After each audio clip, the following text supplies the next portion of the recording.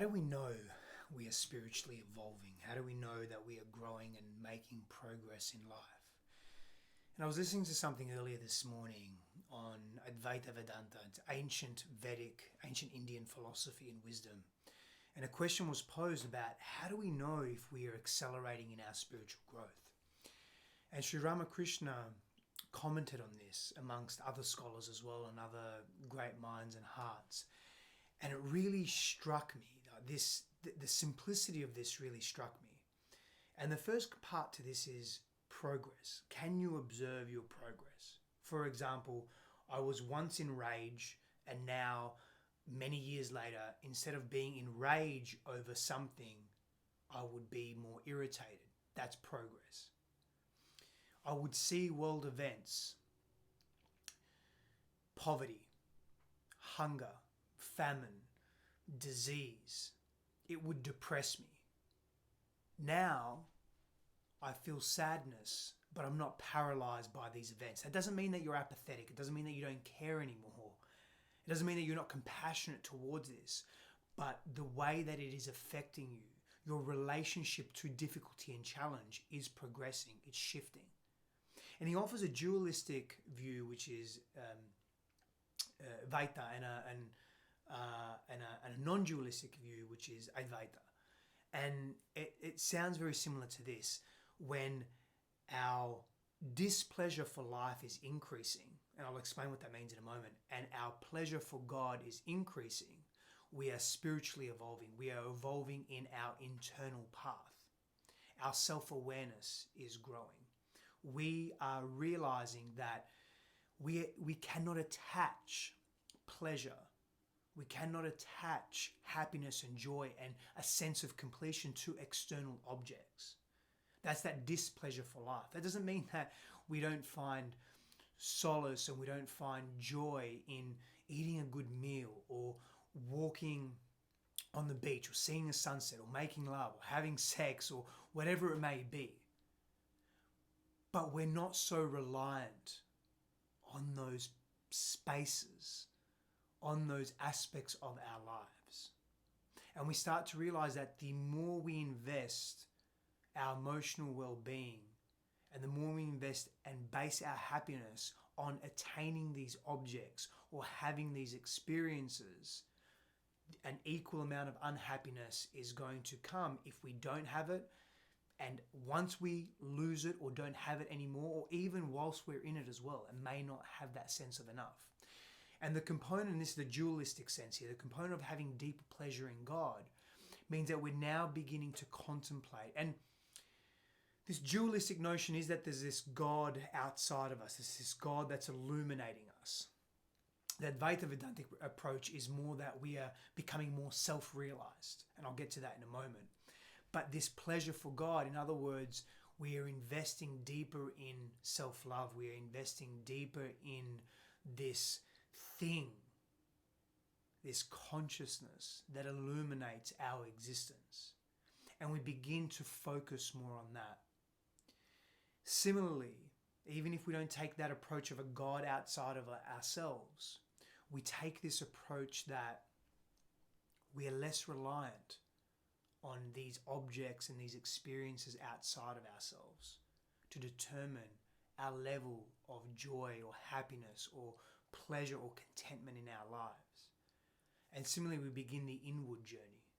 And this is where the progress comes in now. This is where we begin to look at every aspect of our lives, of how we show up, of who we are in the world, of who we've been and who we are now. We begin to observe life with greater curiosity. We wish to explore the chasms of the unknown and the mystery, as opposed to remaining still in familiarity and being in that monotonous routine.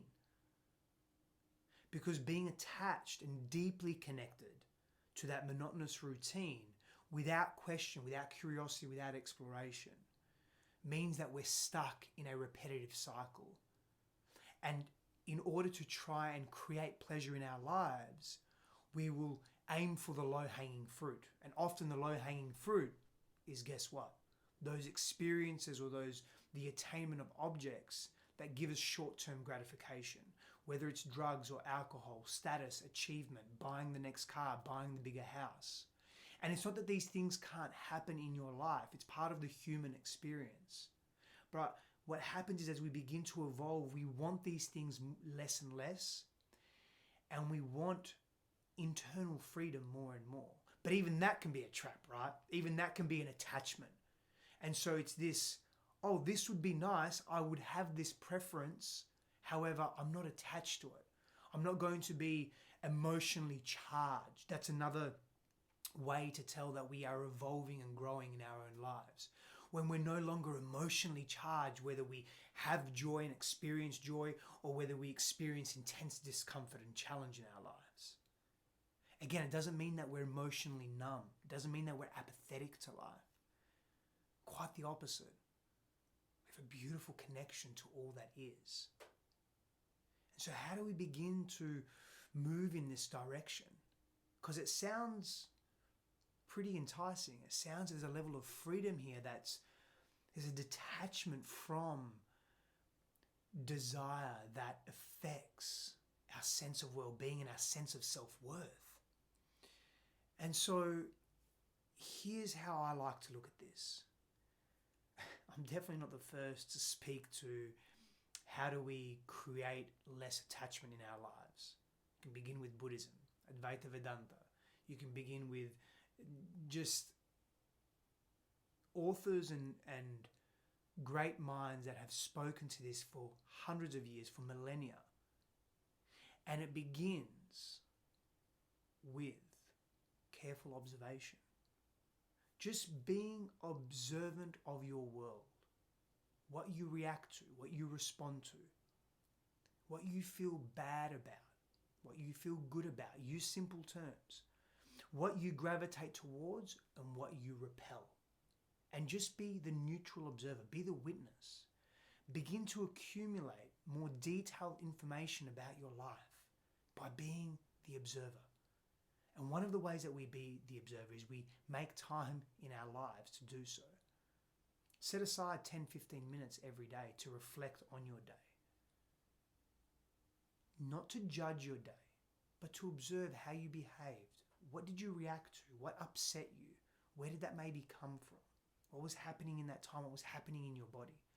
And this practice of deeper self-awareness and embodiment will begin to open doors and insight into who you are and what may be some of the patterns, the old patterns, neurological, behavioral, emotional, relational, that are embedded within the entire constitution that is you, that is affecting your own sense of self and your own well-being. Begin there. Begin with just observing. I found in my own life when I just observe with as little judgment as possible. And if I do go to judgment, I just observe that in a neutral way, and I just witness. I learn more about me. I learn more about, do I really want that big car? Do I really want that big house? Or where's it really coming from? Do I really want more engagement? Do I really want more followers? Do I really want more clients? Where's it all coming from? What's really driving that? What's the core force behind that? Do I really need more friendships? Do I need to have more fun? Do I really need less pain? What does it all mean? And sometimes I don't have answers. In fact, most of the time I don't. It's not about having an answer. It's about observation. We live such busy lives. We don't give ourselves the opportunity to just observe. So my invitation to you is witness yourself. Witness. And also celebrate and acknowledge how far you've come. You know, if in your teens and 20s you were very aggressive and very stubborn, and now in your 30s or 40s, you find yourself a little more relaxed. You know, the small stuff, you don't sweat it anymore. That's progress. That's evolution. You will not be able to progress to the next level of your evolution without acknowledging how far you've come. Think of life as that video game. You can't get to level 2 from level 1 unless you and the video game acknowledge that you've done all the things required in order to get to level 2. Acknowledge yourself. It goes a long way. Power and blessings. I'll see you soon.